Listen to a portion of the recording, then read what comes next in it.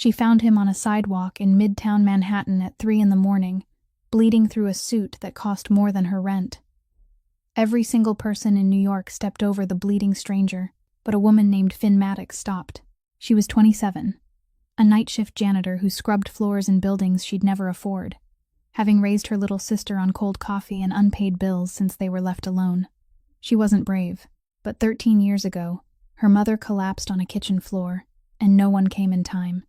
And ever since that night, Finn couldn't walk past a body on the ground. So she knelt beside him. His hands were scraped raw, there was dried blood near his temple, and his shirt smelled like whiskey and gunpowder. She said she'd call an ambulance. He grabbed her wrist and said, "No hospitals, no police." Then his eyes closed, and he whispered something she wasn't supposed to hear. "It doesn't matter. No one's coming for me." Finn took him home. She cleaned his wounds while her 19-year-old sister stood in the doorway and said, "That's not a man, Finn. That's the first 5 minutes of a true crime podcast." But here's what Finn didn't know. The man on her couch ran an empire. His family owned half the buildings in Queens, including hers. And when she cleaned the blood from his ribs, she found a tattoo, a bird with a broken wing, a design she'd sketched in a notebook at 14, the night her mother died, a drawing she'd never shown anyone. He was carrying her grief on his skin, and she didn't even know his name. This isn't a love story where the rich man saves the poor girl.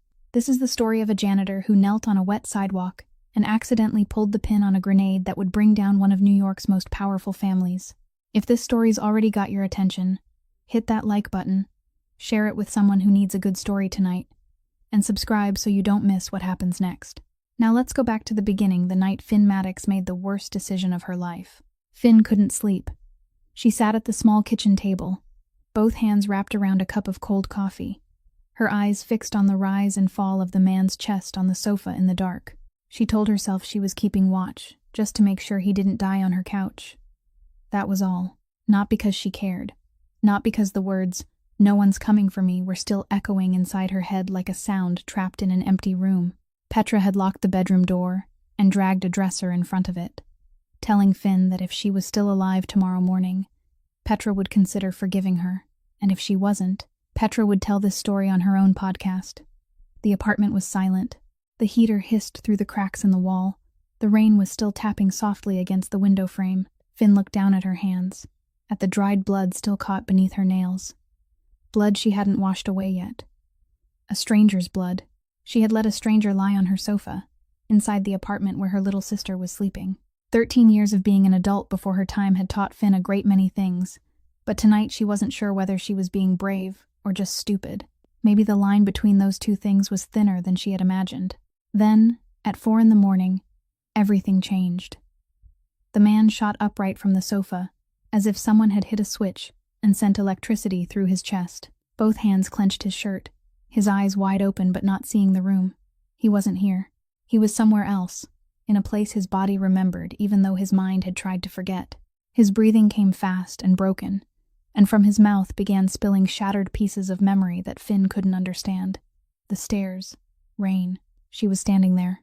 His voice was hoarse, as if he were speaking through a layer of broken glass. Headlights. Too late. I wasn't in time. Finn set the coffee cup down and rose slowly. She had seen people have nightmares before. Petra had screamed in her sleep for 2 years after their mother died. But this wasn't like a nightmare. This was like watching someone trying to swim up from the bottom of a black lake, while each piece of memory broke like a bubble before it could reach the air. Finn stepped closer, keeping just enough distance to run if she had to. "Hey," she called softly. "Wake up. You're dreaming." He didn't hear her. His hands trembled, gripping the fabric of the sofa as if it were the only thing keeping him from falling. Then he said a name. Not loudly, not in a shout, only a whisper escaping from the deepest place in his chest, the place reason couldn't control. Finn. The room froze.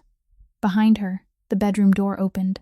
Petra stood there, hair tangled, face pale, one hand still clutching the doorknob as if she needed something to hold on to. Finn couldn't breathe. The fact that this complete stranger knew her name sent a shiver down her spine. On the sidewalk, on the bus, and even when she wiped the blood from his temple, she had safely assumed he was just another nameless soul lost to the unforgiving city streets. But hearing her name slip from his lips shattered that illusion.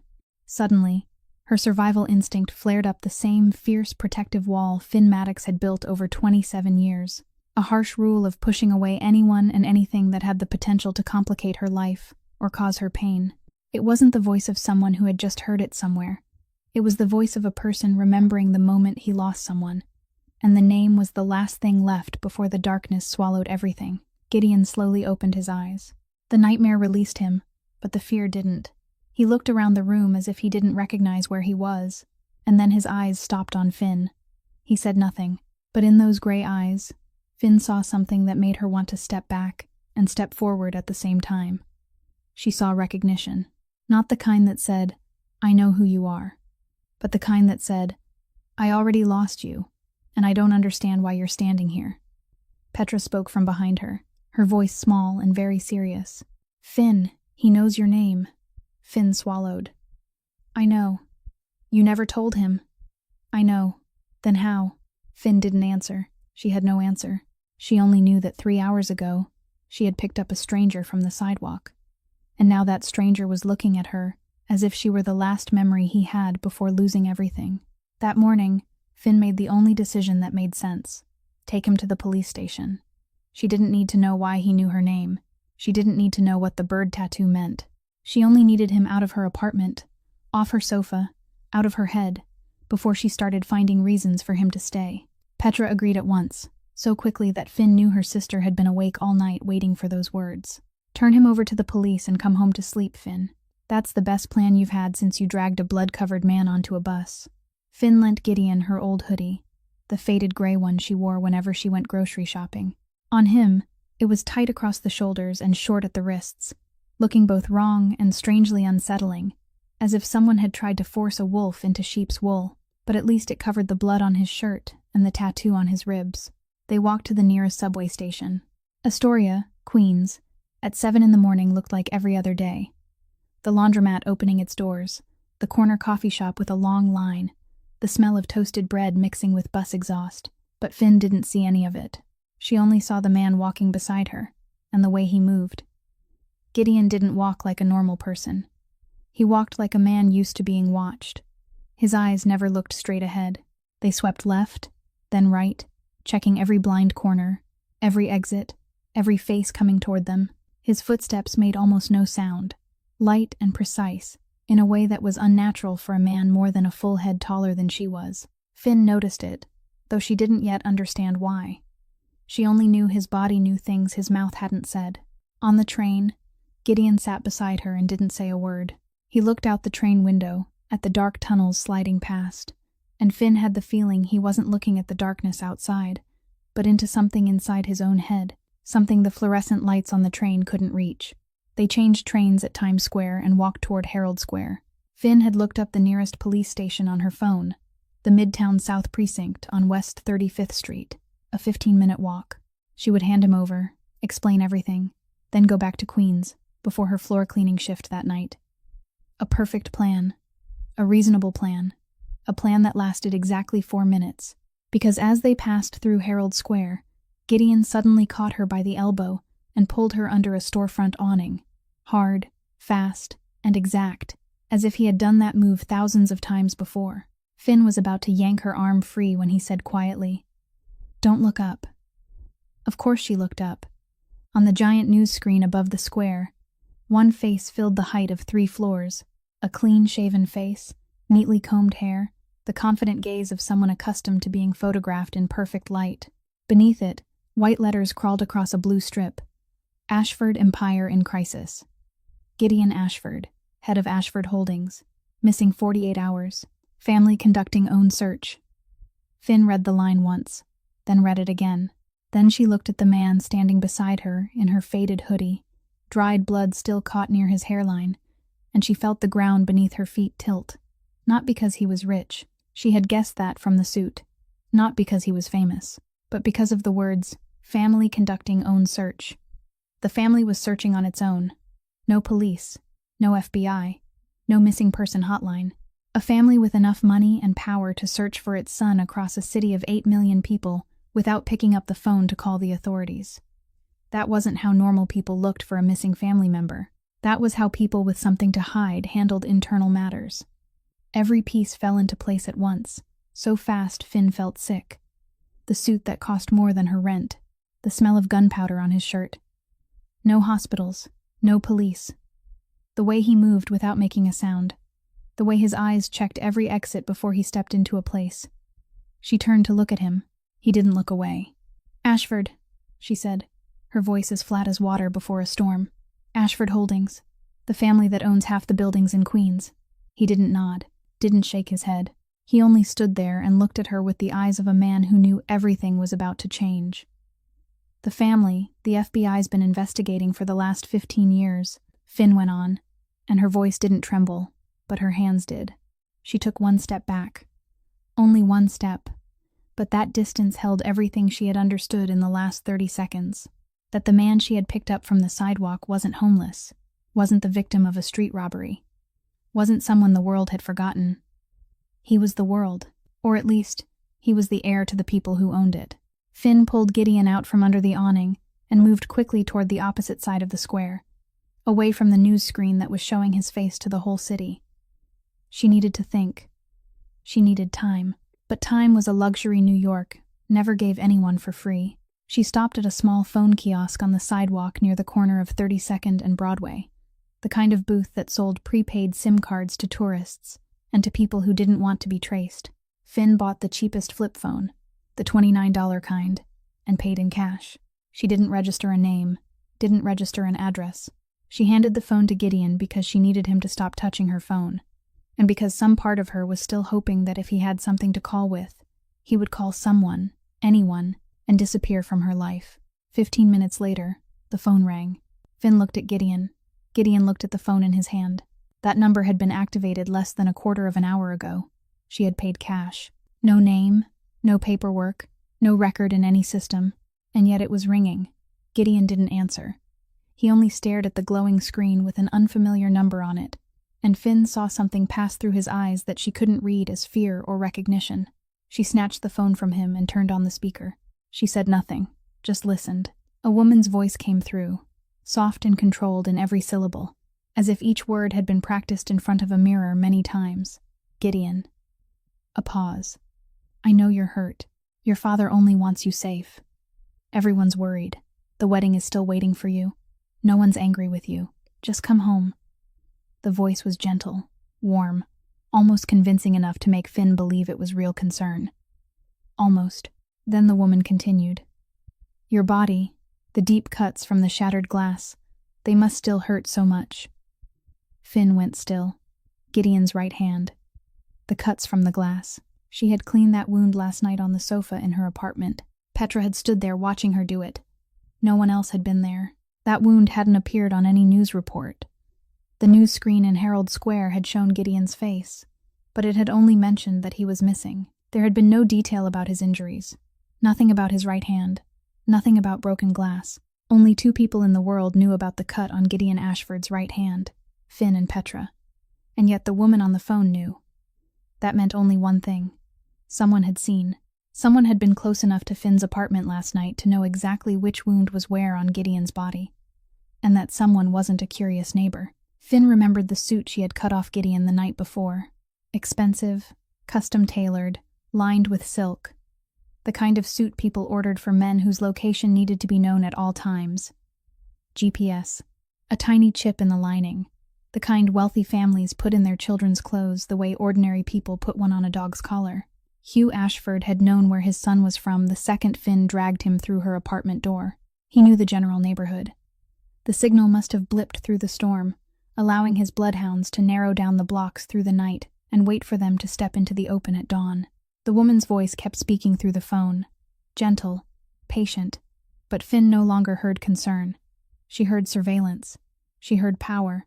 She heard a woman reading a script written by men sitting behind closed doors, and every tender word was a noose being tightened slowly.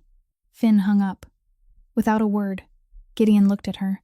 In his eyes was something Finn didn't want to see. Something like the shame of a man who knew exactly what he was dragging her into but wasn't strong enough to let go. Then, Finn saw them. 3 men in dark coats, moving through the crowd with a precision ordinary people didn't have. They didn't look at the billboards, didn't look at their phones. They looked at faces.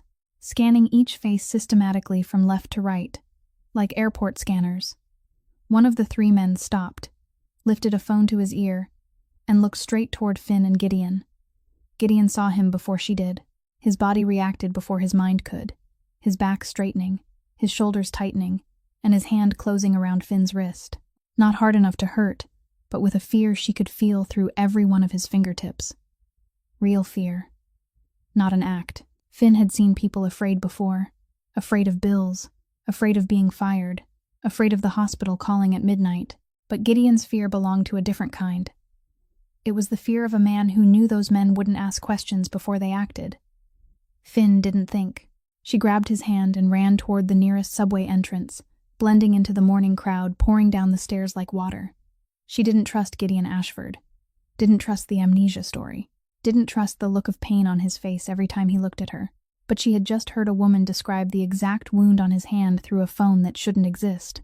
And she had just seen three men scanning faces in a crowd as if they were hunting animals. She didn't trust him, but she trusted those people even less.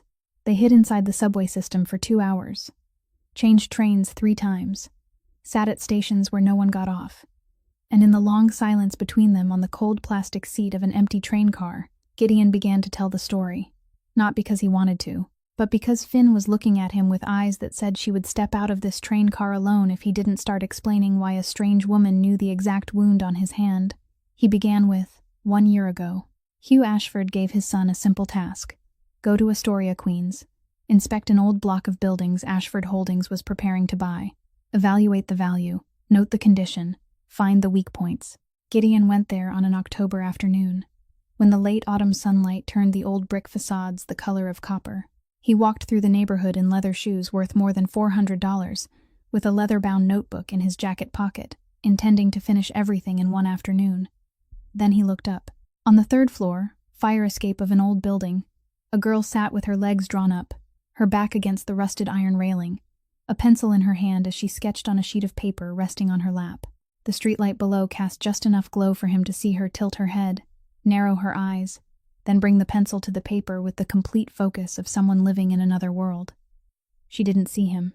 He stood on the opposite sidewalk for 10 minutes before he started wondering what he was doing. Gideon came back the next week. Not because of the assignment. Hugh hadn't asked for a second survey. He came on his own, parked 2 blocks away, and walked in, as if that distance made his return feel less deliberate. That time, Finn saw him.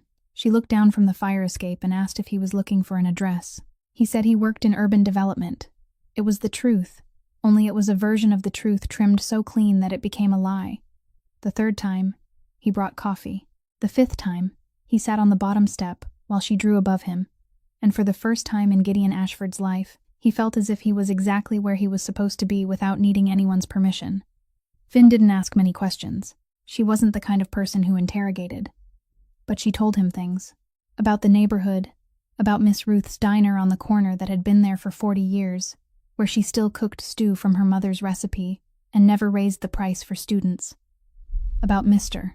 Pavel's auto repair shop, the immigrant man who had lived on that block since before Finn was born, where he fixed cars for single mothers every winter for free. About the graffiti wall at the end of the alley that the kids painted fresh every summer, and no one erased it because the whole neighborhood considered it their museum. Gideon listened to all of it, remembered all of it, and one night on the fire escape, when it was late and the streetlight flickered below, Finn told him about her mother. About the night she collapsed on the kitchen floor. About how Finn called 911 and sat holding her mother on the cold floor while waiting for the ambulance siren that never seemed to come. About the broken-winged bird she drew that night, in an old notebook, with a pencil whose tip had snapped, drawing while she cried. She said the bird was her mother. The broken wings were the moment no one arrived in time. She described the drawing to him in words, every line, every angle of the wings. But she didn't show it to him. She had never shown anyone. Gideon said nothing through that whole story. But 2 weeks later, he walked into a tattoo shop on the Lower East Side and let the artist ink the broken-winged bird onto his left ribs, based on what she had described in words. It wasn't completely exact, because words are never as exact as lines on paper, but it was close enough that anyone who saw the original would recognize it. He didn't tell Finn. It was the only thing he kept for himself. The only proof that she had changed something inside him, carved into a place no one could see unless he allowed it. One night, Finn asked him what he did for a living that made him keep showing up in her neighborhood at midnight. Gideon looked at her, and for the first time, he said something completely true. "I tear things down for a living." She laughed. He didn't laugh back, because he wasn't joking. And deep in his chest, beneath the newly healed bird tattoo, he knew that one day she would discover that the thing he was destroying was the place she called home. Then came the night before the wedding. 1 year after he first saw Finn on the fire escape, Gideon wore a black suit and sat in his car outside her building in Astoria, looking up at the 3rd floor. The fire escape was empty. The lights in the apartment were off. Finn was working the night shift in Midtown, mopping floors inside a building she would never have enough money to enter through the front door. Gideon sat there for 2 hours. His hands gripped the steering wheel, his head lowered, trying to tell himself that going back to Katya was the right thing to do. That Hugh was right. That the wedding was a contract, and contracts kept people alive. That love was a luxury people in his world weren't allowed to buy. He drove away, and on the road back to Manhattan, headlights flared behind him in the rearview mirror. A black SUV, the kind with no license plates, the kind Gideon had seen parked in front of his house his whole life. It accelerated.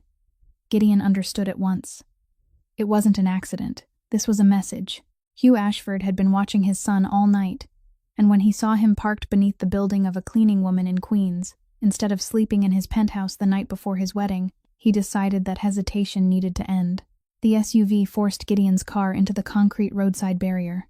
Glass shattered. Metal screamed. Darkness. Gideon woke on the sidewalk, 6 blocks from the Midtown building where Finn worked her night shift. Blood on his face. Wallet gone. Phone smashed. Hugh's men had taken everything so he would look like the victim of a street robbery, not a runaway heir. But they didn't kill him. Hugh didn't need his son dead. Hugh needed his son obedient. Gideon lay on the wet sidewalk, rain falling on his face, and he could have called anyone. Gone back to the penthouse, called Beckett, called Warren. But his body, the body that had carried her bird tattoo for the entire past year, didn't move toward any of them. He crawled through the rain, 1 yard at a time, toward the building with the fire escape on the 3rd floor, where she had once sat drawing under the streetlight. 6 blocks. And when he couldn't crawl any farther, he collapsed on the sidewalk right there in Midtown Manhattan. 3 in the morning. Rain on his face, blood on his suit, and a night shift cleaning woman, the only person in the whole city, knelt down beside him. After spending 2 exhausting hours losing his father's men in the labyrinth of the subway system, they finally slipped back into the temporary safety of her Astoria apartment, where the heavy silence of the past year caught up with them. When Gideon finished telling the story, the small apartment in Astoria went so quiet that Finn could hear water dripping from the kitchen faucet she hadn't gotten around to fixing for the past 3 months. She stood beside the kitchen table, both hands gripping the edge, and she said nothing because she was trying to process one very simple truth.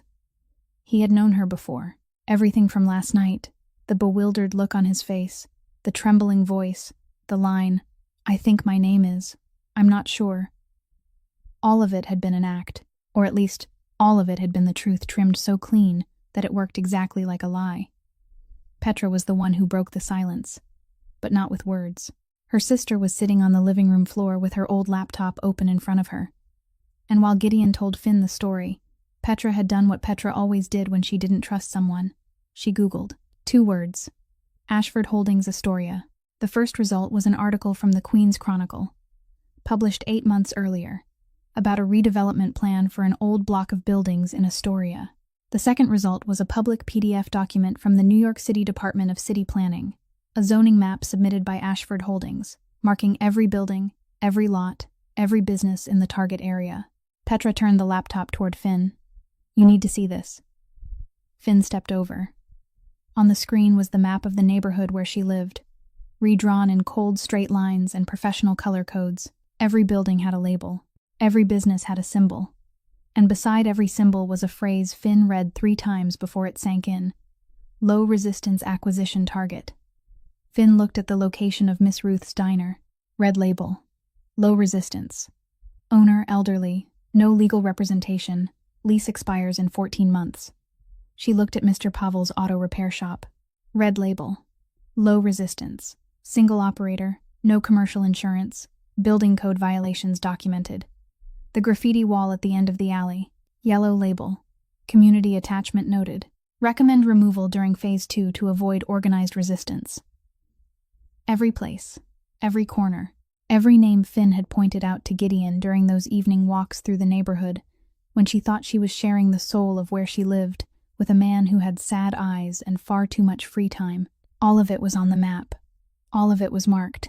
All of it was a target. Finn looked at the submission date in the bottom corner of the map, 8 months ago. That meant 4 months after Gideon had first come to her neighborhood. 4 months after she had pointed out Miss Ruth's diner, Mr. Pavel's shop, the wall. 4 months after she had opened her mouth and told him about everything she loved, while he listened with the face of a man falling into her, as his hand took notes in the small leather-bound notebook she had thought was a journal. Gideon hadn't used her. He had used her trust. He had turned every evening on the fire escape into a survey, every story she told into a line of data, every name she spoke with tenderness into a red label on a map. She wasn't his lover. She was the map. Finn closed the laptop. Slowly. She didn't slam it. Didn't throw it. She only closed it like closing a book she wished she had never opened. Then she turned to look at Gideon. He stood in the corner of the room, his back against the wall, and on his face was the expression of a man who knew exactly what was coming but had no right to stop it. Finn didn't scream. She didn't cry. She spoke in a very soft voice, softer even than the water dripping from the kitchen faucet. And it was that softness that made every word cut deeper than any shout could have. You knew my name in your nightmare before I ever whispered it to you. You took the stories of my life, the corners of my neighborhood, and turned them into data. Everything I thought was real between us. Was I just a map to you? Silence. Gideon opened his mouth, but no sound came out, not because he had nothing to say, but because anything he said now would be an excuse, and an excuse would only hurt her more. Get out, Finn said, and take your pity with you. I've been poor my whole life. I don't need the guilt of a rich man weighing on my shoulders too. Gideon left the apartment not because Finn threw him out. She had thrown him out, and he would go because of that. But the real reason he walked down the stairs and called Beckett Hale to pick him up wasn't because she said, "Get out." It was because he knew that every second he stayed near Finn, Hugh Ashford would keep looking in her direction. The GPS in the suit had been discovered, but Hugh didn't need GPS when he already had the address. He knew which building, which floor, which apartment. He knew the names Finn Maddox and Petra Maddox, knew what school Petra attended, which coffee shop she worked at, which bus route she took home. Hugh Ashford never forgot an address, and he never allowed a variable to remain outside his control. The only way to make Hugh stop looking toward Queens was for Gideon to return. So he returned. The penthouse at the top of Ashford Tower looked down over Manhattan, the way a man looks down at a chessboard. Marble floors, ceilings 4 meters high, art on the walls that no one in the house truly looked at because it had been bought to demonstrate taste, not because anyone loved it. Gideon stepped inside, and the familiar scent came rushing at him, the smell of leather, expensive cologne, and control. Hugh Ashford stood beside the window, his back turned, holding a glass of whiskey he hadn't touched. He didn't turn around when he heard the door. Didn't stand, didn't embrace his son, didn't say, "Are you all right?" He let the silence stretch long enough for Gideon to feel its weight, and only then did he speak, his voice as flat as the marble beneath their feet. "You embarrassed this family." Not a question, not a scolding, just a statement, delivered with the cold precision of a man who had practiced turning disappointment into a weapon more effective than rage. Gideon didn't answer. He had heard that sentence, or different versions of it, since he was old enough to understand that in the Ashford family, love and obedience were the same word. Warren Price appeared soon after, emerging from an inner room as if he had already been there, waiting, because Warren was always already there. Hugh's lawyer, Hugh's advisor, Hugh's snake in a suit. Warren never dirtied anything with his own hands. He simply drafted the papers so someone else could do the dirty work for him. Warren placed a completed plan in front of Gideon. The wedding to Katya Volkov would proceed in 2 weeks. Every trace connected to Finn Maddox would be erased. Not through violence, through disappearance. The cleaning employee records would be lost in the system. The apartment lease would not be renewed. Petra's scholarship would run into technical difficulties. Gradually, neatly, quietly, the Maddox sisters would find that New York no longer had room for them, and they would leave on their own, believing it was bad luck. Warren explained all of it in a gentle voice, as if he were presenting a birthday party plan. Gideon sat and listened. He didn't object, because he knew that objecting now wouldn't save Finn. It would only make Hugh pay closer attention to her. In the evening, after Hugh had left the room and Warren had rolled up his plan, Katya Volkov arrived. No reporters, no cameras, no designer dress or false lashes or perfect smile that she wore in front of lenses. Katya walked into the penthouse wearing a simple cream sweater, her hair loose, her face tired in a way fashion magazines would never print. She looked at Gideon for a long time before speaking, as if weighing which sentence was worth the effort. I know about her. Gideon didn't pretend not to understand. It doesn't change the agreement. No, Katya said. It changes you. And a changed groom is dangerous. She sat down in the chair across from him, knees together, back straight, but her eyes were tired in the way of someone who had been tired long before she entered this room. Katya didn't love Gideon. She said it plainly, without bitterness, without resentment, only as truth. But she needed this marriage, because if the agreement between Ashford and Volkov collapsed, her father, Alexei Volkov, would find her another husband. And in Alexei's world, another husband meant a man she had no right to refuse, a man whose cruelty wasn't restrained by anything, not even appearances. Gideon at least had boundaries. That was the best standard Katya had ever been allowed to choose. Everyone keeps apologizing to me, she said, her voice soft, but every word carried weight, as if an apology can fix the fact that my pain has already been assigned a seat at the party. I don't love you, Gideon, but I need you to marry me. Gideon looked at Katya, and for the first time, he truly saw her. Not a fiancée, not the daughter of a Russian mafia boss, not the symbol of a power agreement, but a 30-year-old woman trying to survive in the only way her world allowed, and this wedding was the last life preserver before her father threw her into deeper water. Katya stood, put her coat back on, and left without waiting for an answer. She didn't need him to say yes.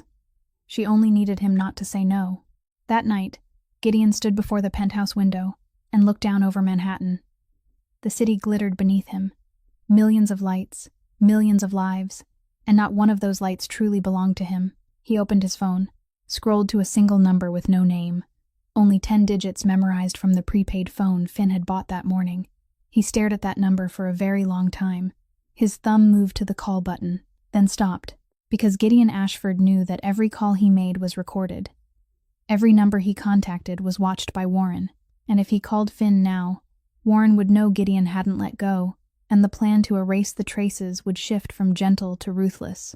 He turned off the screen, set the phone down on the windowsill, and stood there, alone inside a $12 million penthouse, looking down at a city he owned but didn't belong to, thinking of a rusted fire escape in Queens, where he had once felt he was exactly where he was supposed to be. 3 days after Gideon left the apartment, Warren Price appeared in Astoria.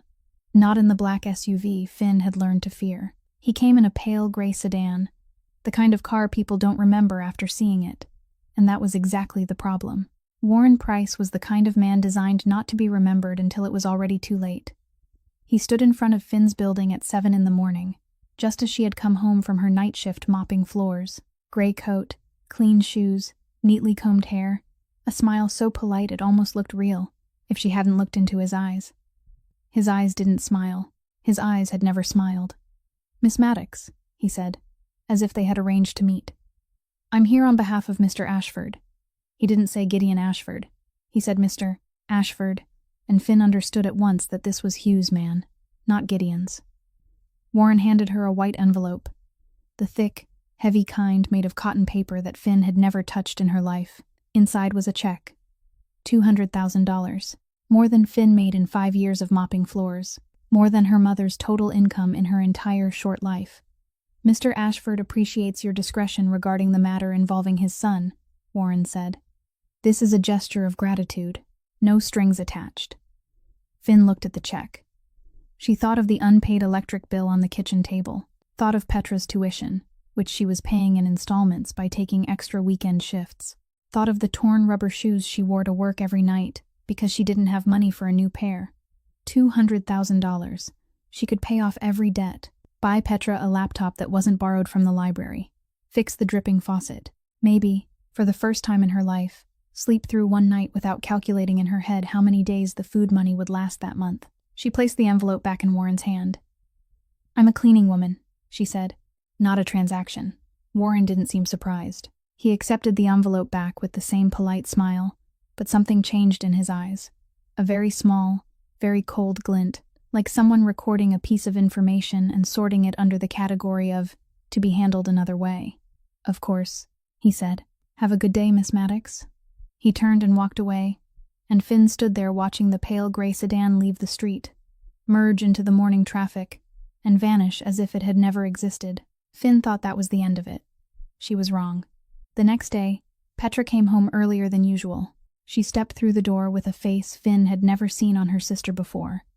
Not angry, not sad, but wearing the bewilderment of someone whose chair had just been pulled away from the table without understanding why. The coffee shop manager had called Petra in 45 minutes before her shift and told her she didn't need to come in anymore. No warning, no reason, no paperwork. Just "we're restructuring staff," and a handshake the manager gave without looking Petra in the eye. Petra didn't cry. She was used to losing things, but she began to tremble when she opened her email on her phone and saw the notice from the community college. Her scholarship was under review due to changes in allocation criteria. Not canceled, just under review.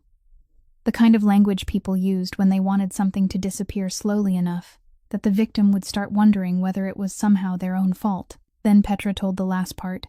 On the way home, she realized there was a man walking behind her. Not close, not far, just at the exact distance where she knew he was there, and he knew she knew. He followed her for exactly 3 blocks, turned at every corner she turned, and stopped when she stopped in front of the building. Then he walked away. He said nothing, did nothing, only let Petra know that she had been seen.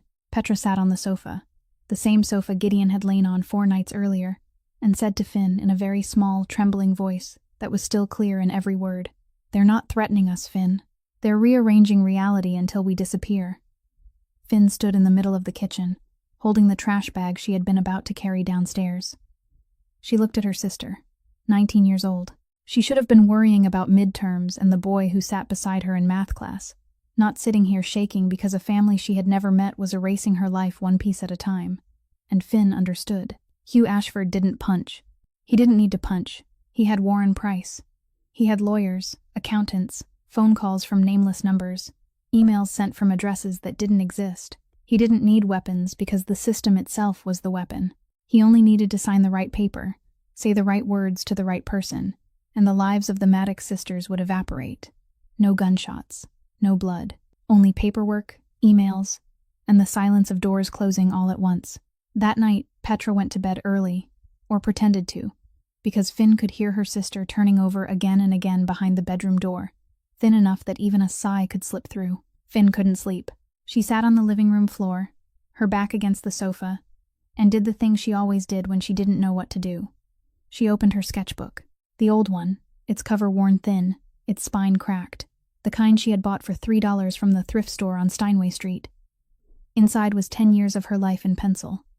Portraits of neighbors, street corners at sunset, Miss Ruth standing in front of the kitchen counter, children drawing with chalk on the sidewalk, the fire escape seen from below, its rusted iron lines cutting across the gray sky. She turned page after page, not looking for anything in particular, only searching for something that might help her remember who she had been before Gideon Ashford appeared. Then she stopped.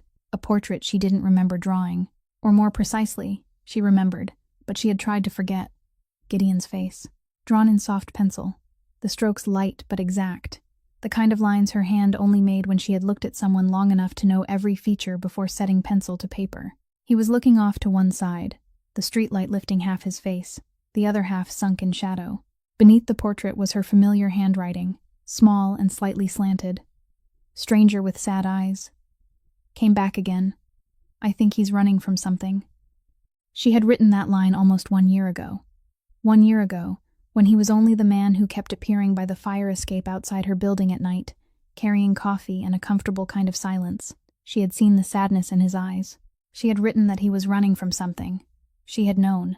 From the very beginning, some part of her had known this man was dangerous, not the kind of danger that would hurt her on a sidewalk, but the kind of danger that carried a storm even he couldn't control, and she had chosen not to look.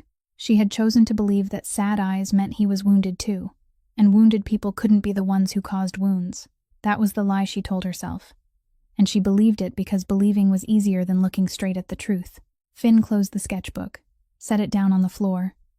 Then she stood, opened the closet, and started pulling clothes out. She didn't have a suitcase. She shoved everything into 2 large backpacks, one for herself, one for Petra. Shoes, coats, important papers, the sketchbook. She was stuffing the last pair of socks into the backpack when Petra's voice came from behind her. "You're packing again." Finn didn't turn around. "I need to get us out of New York." "No." Petra stood in the bedroom doorway, her hair tangled, her eyes swollen from lack of sleep, but her voice was clearer than anyone else's in that apartment had been all week. "You need to stop running every time someone becomes important. He destroyed our neighborhood, Petra." "I know. He used me as a map." "I know. Then why are you?" "Because that isn't the real reason you're packing backpacks at 2 a.m. Finn's hand stopped. "You've done this before," Petra said, her voice softer now, but every word was as precise as a surgeon's knife. "With art school. You got accepted, but you quit before the first semester ended because you were afraid you weren't good enough. You said it was about money, but you had a scholarship. You said it was because you had to take care of me, but I was 6, and the neighbors had already agreed to help." Finn wanted to interrupt, but she couldn't find a sentence to interrupt with. "You do it with everyone who's ever tried to help us," Petra continued. "Mrs. Thompson wanted to let you stay with her when we got evicted from our first apartment, and you said no. Mr. Davidson introduced you to a gallery in Chelsea, and you didn't go. Every time someone gets close enough to matter, you find a reason to leave before they get the chance to leave you." Petra stepped into the room and sat down beside the open backpack. "You call it being realistic, but sometimes it just looks like running away with a bigger vocabulary." The sentence struck Finn like a slap, not because it was cruel, but because it was true, so true that she felt her breath catch inside her chest, and her eyes began to burn in the way that came when she wouldn't let herself cry, not because she was strong, but because she was afraid that if she started, she wouldn't stop. Finn sat down on the edge of the bed. The backpack was still open. Clothes still lay half inside and half out. Petra said nothing more. Her sister had said enough, and Petra always knew when to stop. Outside the window, New York went on being merciless. The distant wail of an ambulance, the subway trembling through the ground, someone shouting for a taxi 3 floors below. 8 million people were living their lives, and not one of them knew that on the 3rd floor of an old building in Astoria, a woman of 27 was sitting between 2 backpacks, trying to decide which was more frightening, staying and facing it, or leaving and proving her sister right. 2 weeks later, the wedding took place exactly according to Warren Price's plan. The Carlisle Hotel on the Upper East Side, a private banquet floor, armed security at every exit, every entrance, every stairwell, every elevator. 200 guests, and not one of them had been invited because of friendship. They were here because of power, because of debt, because of fear, or because of some combination of all 3. Construction magnates sat beside state senators. Underground casino owners shook hands with investment bank executives. Lawyers stood in small clusters, speaking in the whispering voices of people who understood that in this room, the law was something rewritten depending on who paid for it. White orchids hung from glass frames, violins played near the center aisle, and candlelight flickered across 200 sets of silver cutlery. Everything was so beautiful it almost managed to hide the truth that this wasn't a wedding. This was the signing of a treaty. First row, on the right, Hugh Ashford, back straight, black 3-piece suit, the calm face of a man who had built an entire empire on control and was now sitting there watching his final product. His son walked to the altar. First row, on the left, Alexei Volkov, the silver-haired man even Hugh addressed with careful consideration. Katya's father, the man who controlled the weapons route from Brighton Beach to 14 states. The 2 men sat across an aisle from each other, smiling with the smiles of 2 wolves who had agreed to divide territory, and this wedding was the borderline. Gideon stood before the altar, in the black suit Warren had chosen for him. The cut on his temple had healed, carefully hidden beneath makeup applied in silence by a makeup artist who didn't ask where the wound had come from. He looked perfect. That was what the Ashford family did best. Make everything look perfect. In the left pocket of his suit jacket, close to his chest, was a USB drive smaller than his little finger. Inside it was 15 years of evidence. Records of money laundering through 23 shell companies, weapons shipping receipts, recordings of calls between Hugh and federal customs officials, a list of bribes sent to 4 members of the New York City Council, real estate purchase contracts bearing forged signatures from residents forced out of their homes. Beckett Hale had helped Gideon gather all of it over the past 48 hours. Beckett, the head bodyguard, the only man loyal to Gideon rather than to the Ashford family, had entered Warren's archive system, copied everything, and sent a duplicate to an investigative reporter at the New York Times whom Beckett had been contacting in secret for the past 6 months. The copy had been sent. It couldn't be taken back. Whether Gideon walked out of this hotel alive or not, the evidence would reach the FBI within 2 hours. Katya stood beside him in the white wedding dress she hadn't chosen. Her face was calm, beautiful, and distant in the way of someone used to standing inside a frame someone else had built. The minister opened the book, began to read. Gideon let him get through exactly 2 sentences. Then he interrupted. He didn't shout, didn't slam a table. He only said, "Please stop," in a voice clear enough for the first row to hear, and the silence spread from there like rings on still water. Gideon turned toward the guests. 200 faces looked at him, 200 people accustomed to hearing speeches written in advance by lawyers. But Gideon's voice trembled. And people don't write a trembling voice in advance. He said this marriage wasn't love. It was a contract between 2 criminal empires disguised with white flowers and violin music. He said Katya Volkov deserved more than being used as a seal, stamped onto a treaty between 2 families who both saw her as property, not as a human being. He said his father had turned him into a weapon when he was 12 years old, and he had obeyed out of fear, not belief. He spoke about the neighborhood in Queens, about the families driven out of their homes with forged documents and fraudulent contracts, about Miss Ruth, 70 years old, and the diner she had kept alive for 40 years, shut down with a single signature, about Mr. Pavel and the auto repair shop he had built with his immigrant hands.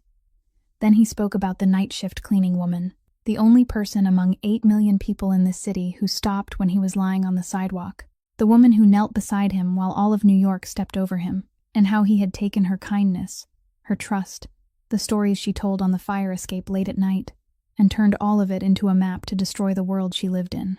"I don't deserve her mercy," he said, his voice breaking on the last word, "but she gave it to me anyway, and I repaid her by becoming exactly the monster my father raised me to be."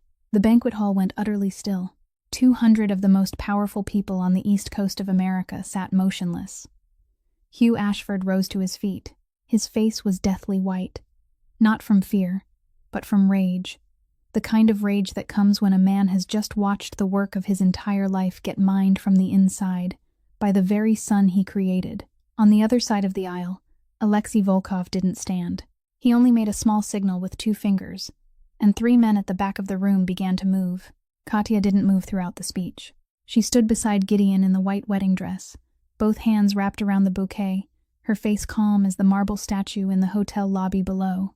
200 people were looking at Gideon, but Katya was only looking down at her own hand, where the 4-carat diamond sat on her ring finger like a beautiful shackle she had worn for the past 6 months. When Gideon stopped speaking, when the silence in the room had grown so heavy the air itself seemed to thicken, Katya moved, slowly, without hurry. She set the bouquet down on the altar. Then she twisted the ring, drew it off her finger with the care of someone removing a piece of her own life, and placed it on the small table beside the altar where the minister's book still lay open. The diamond touched the wood with a very soft click, but in the silence of that room, it sounded like the strike of a gavel. Katya turned to look at Gideon, not with love, not with forgiveness, not with resentment. Something else, something thin, standing at the back of the room, would take a very long time to name.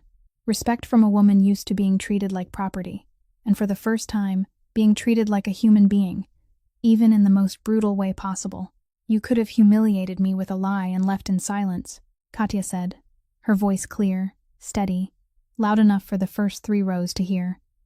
"At least you gave me the truth first. That's more than any man in this room has ever given me." Then she turned and walked away. She didn't run, didn't cry, didn't look at her father, who sat in the front row with his face turned to stone. Katya Volkov walked down the aisle between the rows of seats, with the stride of someone who had worn high heels on a stage built by other people for 30 years, and had finally decided to leave through a door of her own choosing. Her back straight, her head high, the white wedding dress dragged across the red carpet behind her like the last trace of an old life. In that moment, inside a banquet hall filled with mafia bosses, politicians, and tycoons, Katya Volkov was the strongest person there. Then the room exploded. Not all at once, but in layers, like dominoes. Hugh gave the first signal, a small movement of his right hand, and 4 men in black suits began moving toward Gideon from both sides. But Alexei's men were faster, not because they wanted to protect Gideon, but because Alexei Volkov understood that violence inside the Carlisle Hotel, in front of 200 witnesses, would break the ceasefire the two families had maintained for the past 7 years. War between Ashford and Volkov would cost money, cost lives, cost territory. Alexei wasn't protecting Gideon. He was protecting peace, because peace was more profitable. 3 of Alexei's men blocked Hugh's 4 men right in the middle of the aisle. No one drew a gun. No one raised his voice. There were only 6 or 7 men standing in the middle of a wedding banquet, filled with white orchids and candles, staring at one another with the kind of silence only men who understand the price of a bullet can create. In those 15 seconds of chaos, Beckett Hale appeared beside Gideon like a ghost. Beckett didn't speak. He simply caught Gideon by the elbow and pulled him toward the side service door of the banquet hall, the door meant for the catering staff, the one Beckett had surveyed 2 days earlier. They disappeared through it before Hugh could give a second order. Guests began rising from their seats. Whispers flared like fire through dry grass. Phones were pulled out. Messages were sent. Within 2 minutes, the story of the Ashford wedding would spread beyond the hotel. Within 1 hour, it would be online. Within 2 hours, the FBI would receive the USB drive, and near a stone pillar at the back of the banquet hall, almost completely hidden, Finn Maddox stood in Petra's borrowed dark coat. Both hands clenched at her sides, and she couldn't breathe. Petra had dragged her here. Her sister, that stubborn 19-year-old girl who had told Finn she needed to stop running, had somehow found the wedding information, somehow slipped past security with the young, confident look of someone pretending she belonged anywhere, and somehow pulled Finn here just in time to hear everything. Finn heard every word Gideon said. She heard him speak about her neighborhood, about Miss Ruth, about the night shift cleaning woman, about the map, about the monster. Gideon didn't see her. He didn't know she was here. He hadn't said those words for her to hear. He hadn't destroyed his father's empire to impress her, to make amends to her, or to earn her forgiveness. He destroyed it because it was wrong. As simple as that. And it was that, the absence of every calculation, the fact that he had set fire to his own world without knowing she was standing there watching, that made Finn Maddox feel something crack open inside her chest. It wasn't her heart softening. It was the armor she had worn for the past 13 years, for the first time, beginning to split. 3 months after the night of the wedding, the Ashford empire collapsed not with an explosion, but with the sound of paperwork. The USB reached the FBI exactly 2 hours after Gideon walked out through the side door of the Carlisle Hotel, exactly as Beckett had planned. 1 week later, the United States Attorney's Office for the Southern District of New York opened an official investigation into Hugh Ashford and Ashford Holdings under the RICO Act, the law designed specifically to deal with organized crime, the kind of crime Hugh had spent 40 years building beneath the shell of real estate and finance. Assets were frozen. Bank accounts were locked. 23 shell companies were sealed. Ashford Tower, the building Hugh had treated as the crown of his empire, was placed under temporary management by the federal court. 14 people were subpoenaed. 7 were arrested in the first month. Hugh Ashford wasn't the first to be arrested, because men like Hugh are never the first. He had lawyers, he had backup plans, but this time, the evidence didn't come from the outside. It came from within, from his son, and that was the kind of betrayal no lawyer in the world could turn into a defense strategy. Alexei Volkov retreated to Brighton Beach in the first week, swift and clean as a fox hearing the hounds. He cut every tie with Ashford, erased every trace, and disappeared from the media's view, as if he had never sat in the front row at that wedding. In Alexei's world, loyalty had an expiration date, and Hugh Ashford's had run out. Katya disappeared. Completely. No interviews, no social media posts, no appearances at any event. 2 months passed in silence. Then she reappeared. Not in a fashion magazine or a society gossip column, but on Bloomberg's business page. Katya Volkov had opened a small cybersecurity consulting company in Manhattan under her own name. No Volkov name, no Ashford name, only hers. She gave exactly one interview. No tears, no storytelling, no resentment. When the reporter asked about the wedding, she only said, "I was raised to become a treaty. Now I'm a country of my own." Then she refused every question that followed. Warren Price was arrested in the second month, not for money laundering or weapons trafficking, for obstruction of justice. The FBI discovered that he had destroyed documents and threatened witnesses in the first 48 hours after the wedding, trying to put out the fire when the house had already burned down to the foundation. Warren walked into federal court wearing a gray suit, his hair still neatly combed, the polite smile still on his mouth, as if he were arriving at a board meeting instead of facing 15 years in federal prison. That smile vanished when the judge denied bail. Beckett Hale entered the Federal Witness Protection Program. WITSEC. New name, new address, new life. He disappeared from New York as if he had never existed, and that was exactly the point of the program. But before he vanished, Beckett sent Finn a message, not from his old phone number, from a number she didn't recognize, sent at 3:17 in the morning, and she never received a second message from that number. He didn't burn it down because of you. You only showed him what fire was supposed to be used for. Finn read that message 3 times in bed, at 4 in the morning, after her cleaning shift, her eyes tired and her hands still smelling of bleach. She didn't reply. There was nothing to reply to. And Gideon Ashford lost everything. Not part of it. Everything. His name was erased from every Ashford Holdings document. His personal accounts were frozen, along with the family assets. The penthouse was no longer his to use. Hugh disowned him, not with hot anger, but with the cold silence of a man deleting his son's name from the will, as if deleting a line from a spreadsheet. Gideon moved into a small studio apartment in Bushwick, Brooklyn, the kind of apartment that 3 months earlier he wouldn't have stepped into even to get out of the rain. 1 room, 1 kitchen, 1 window looking out at the brick wall of the building across from it. He applied for a job at a small company that restored and repaired old houses in Brooklyn. The company had only 8 employees and specialized in contracts from nonprofit organizations and affordable housing programs. The pay was 1/10 of what he had once spent on dinner. The man who had once signed papers to demolish buildings now used his bare hands to repair other ones. He didn't contact Finn, didn't call, didn't text, didn't send flowers, didn't appear in Astoria, didn't ask anyone to pass along a message. Because Gideon Ashford, for the first time in his life, understood that wanting someone to forgive you and deserving to be forgiven were 2 entirely different things, and he hadn't reached the second one yet. The Ashford empire collapsed, but the Astoria neighborhood still hadn't been saved, because when an empire falls, it doesn't disappear neatly, it leaves a corpse behind, and the corpse of Ashford Holdings was dozens of purchase contracts, transferred ownership rights, and debts that creditors and new investors had already lined up around like vultures circling a dead animal. The building Finn lived in, along with 7 other buildings on the block, was still on the list of frozen assets. But frozen didn't mean safe. It only meant no one had decided yet, and while the federal court was busy dealing with Hugh Ashford and 23 shell companies, a real estate investment fund from Connecticut filed a petition to buy the entire block at a discount, treating the ruins of the Ashford Empire like a bargain. They would demolish and rebuild, exactly like Hugh's plan, with only a different name on the paperwork. The Astoria residents community had exactly 1 chance: a public hearing at Queensborough Hall to request community heritage preservation status for the neighborhood.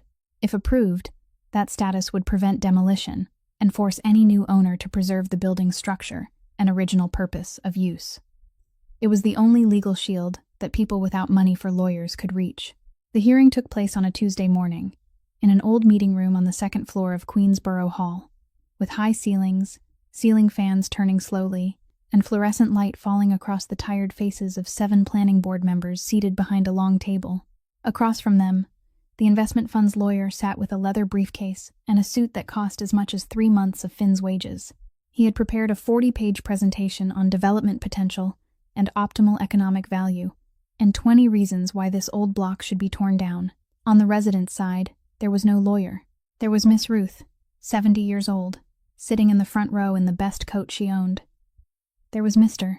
Pavel, his hands still stained with motor oil even though he had washed them before coming.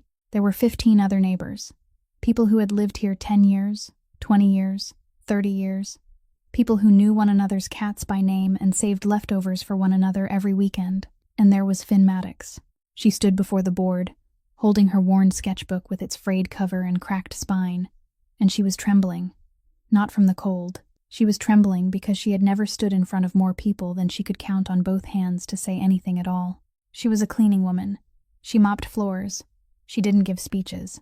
But the night before, as she sat on the floor of her apartment looking through the sketchbook, she realized that inside it was the one thing the lawyer on the other side couldn't buy. 10 years of the faces of the people who lived here. Finn opened the sketchbook. She placed the first page on the old projector the board office had lent her. Miss Ruth, drawn in pencil, standing in front of the diner counter, holding the wooden ladle she had used since opening day. The next page, Mr. Pavel, half his body tucked beneath a car, only his old boots and his 2 grease-covered hands visible. The next page, children in the alley drawing with chalk on the sidewalk. One drawing a dragon, one drawing a house, one drawing his mother. The next page, the graffiti wall at the end of the alley. A new layer every summer, 10 years stacked on top of one another like the diary pages of an entire neighborhood. Finn turned each page slowly, letting every face remain on the screen long enough for the board to see, truly see, not just glance past. Then she spoke.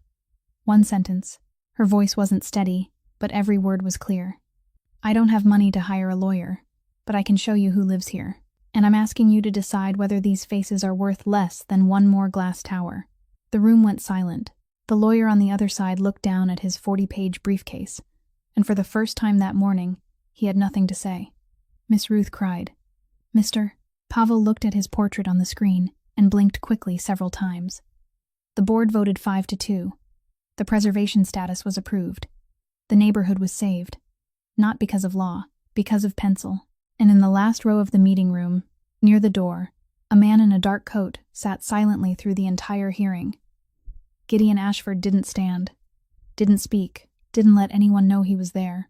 But 3 days before the hearing, an unsigned envelope had been sent to the community lawyer's office, handling the Astoria case. Inside was the original zoning map from Ashford Holdings, the one that had never been made public. Purchase contracts with forged signatures. Evidence that residents had been tricked into signing relocation papers based on false information. Internal documents proving Hugh knew the buildings qualified for preservation, but had deliberately concealed it. The community lawyer used those documents as the foundation for the entire legal file submitted to the board. No one knew where the envelope had come from. The lawyer guessed it was from a former Ashford employee. The board didn't ask. And Finn, standing before the projector with her 10-year sketchbook, never knew that the man seated in the last row had quietly laid the legal foundation for the victory she had just won with pencil and courage. 2 weeks after the hearing, 2 o'clock in the morning, an office building in Midtown Manhattan, the same building where this story began, the same hallway Finn Maddox had mopped every night for the past 3 years, from 11 o'clock at night until 5 o'clock in the morning, with the same caster-wheeled mop cart, the same old rubber shoes, and the same earbuds playing free drawing lesson podcasts. No one had ever paid attention to her in this building. Not security, not employees working late, not the security cameras on the 3rd floor.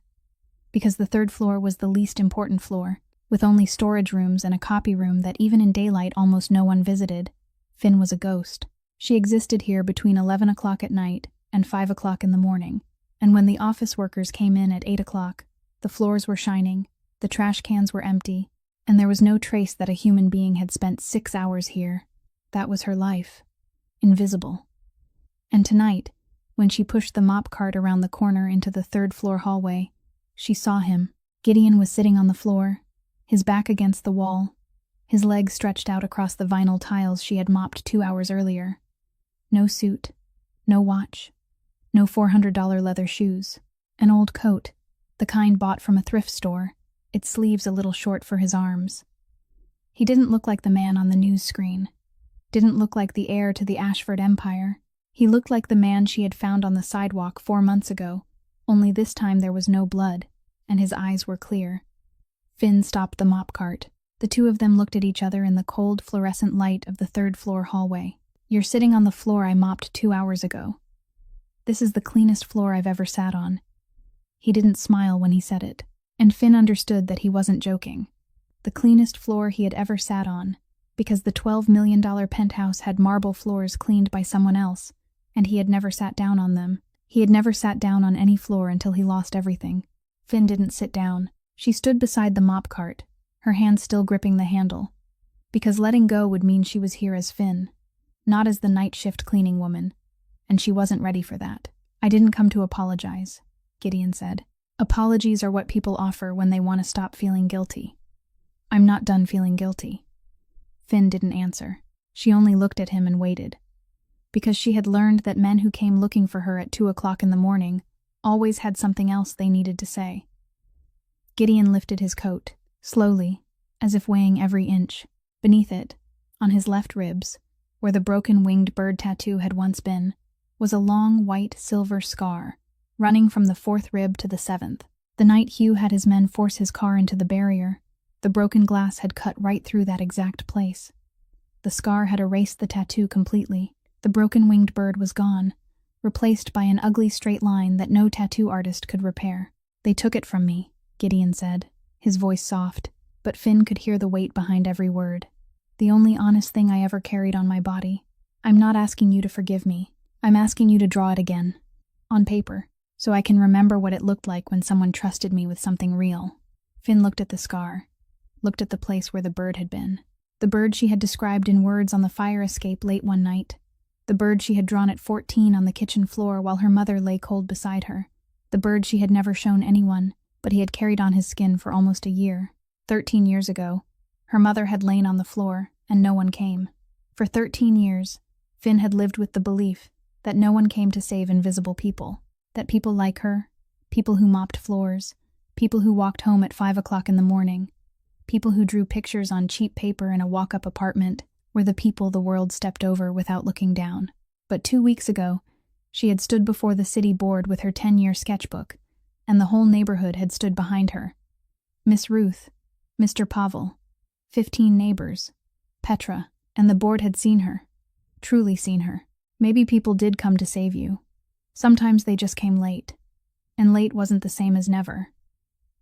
Finn let go of the mop handle. The metal touched the floor with a soft sound in the empty hallway. She sat down on the floor beside Gideon, leaning her back against the same wall, leaving just enough distance between them that they didn't touch, but close enough to hear each other breathe. She opened her backpack and took out the worn sketchbook with the frayed cover, turned to a blank page, took out a pencil. "I'll draw you again," she said. "Not because I forgive you, but because the last time I drew you, I drew a stranger with sad eyes. I want to see whether the face has changed." The pencil touched the paper. The first line, light, searching for its way. The fluorescent light of the 3rd-floor hallway glowed cold above them. The mop cart stood by the wall, the bucket of water still smelling of bleach. 2 o'clock in the morning. No kiss, no hand-holding, no promise. Only the sound of pencil on paper, and the breathing of 2 people who had passed through enough darkness to know that light didn't have to be large. It only had to be real. If I were Finn Maddox, I think I would be terrified to death sitting down on that floor. Not because he was dangerous, though he truly was dangerous. Not because he had lied, though he truly had lied. But because the last time I trusted someone with the invisible places inside me, he turned them into maps and handed them to the people holding sledgehammers. But this is what I learned from her story. Mercy isn't a transaction. The night Finn knelt beside a bleeding stranger, she didn't know his name, didn't know his wealth, didn't know his sins.